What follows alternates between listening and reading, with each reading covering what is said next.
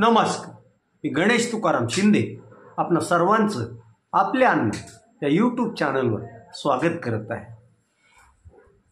Supreme कोर्टाच्या निर्देशानुसार महाराष्ट्रातील स्थानिक स्वराज्य संस्था मतदारसंघातील म्हणजे ग्रामपंचायती, नगरपालिका, महापालिकेच्या निवडणुकीचा आता त्याला कार्यक्रमाला वेग आला आहे.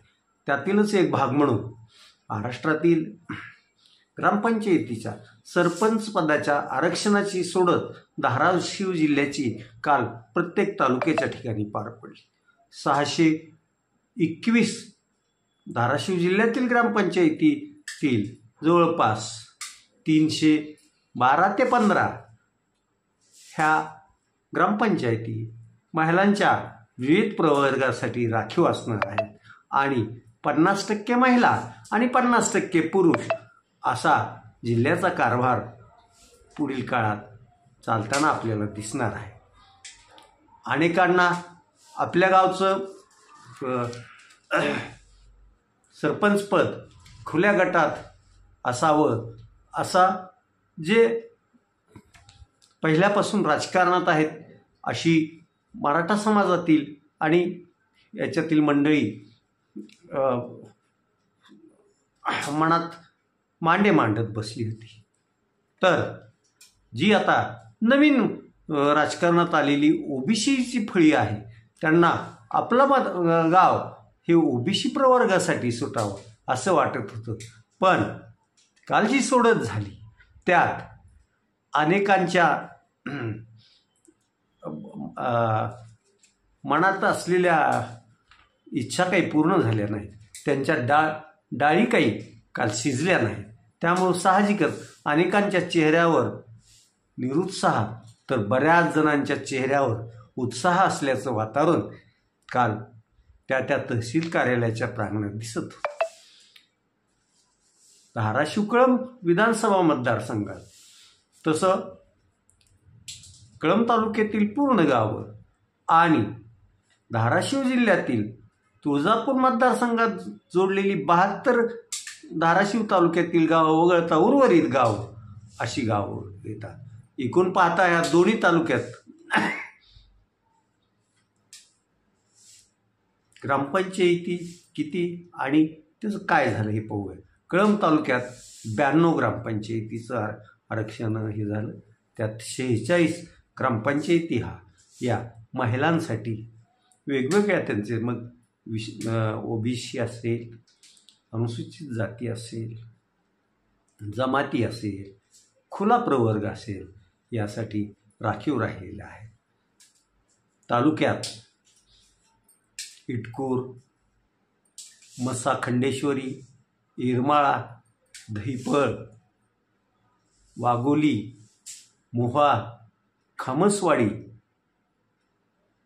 शिराढोण, पाडुळी ही तशी महत्त्वाची आणि मोठी गावं. या गावात काय आरक्षण पडणार असं अनेकांना हे होतं. पण त्यातील फक्त इटकूर, मोहा, शिराढोण, वाघोली, रांजणी एवढ्याच ग्रामपंचायती या पुरुषांना खुल्या गटासाठी सुटलेल्या आहे. एकूण पाहता उर्वरित खामसवाडी असेल, खामसवाडी असेल, येरमाळा असेल, तिकडं डिकसळ असेल, येथील एकतर इतर मागासवर्गीयसाठी किंवा अनुसूचित जाती जमातीसाठी त्या जागा राखीव राहिलेल्या आहेत. याचा अर्थ येरमाळा येथील दिग्गज पुढारी त्यांचीही डाळ शिजणं अवघड दिसते. परंतु जर कोणी चलाख पुढाऱ्यानं आपलं मनोज जरांगे पाटलाच्या आंदोलनाच्या दरम्यान कुणबी प्रमाणपत्र काढून ती व्हॅलिड केलेलं असेल तर तो मात्र यावेळी मैदानात उतरू शकेल असं दिसतंय. इकडं धाराशिव तालुक्यात एकूण 110 ग्रामपंचायतीसाठी आरक्षण काढण्यात आलं. त्यातील 55 ग्रामपंचायती या महिलांसाठी, इतर मागासवर्गीय, अनुसूचित जाती, जमाती आणि खुल्या प्रवर्गासाठी राखीव आहे.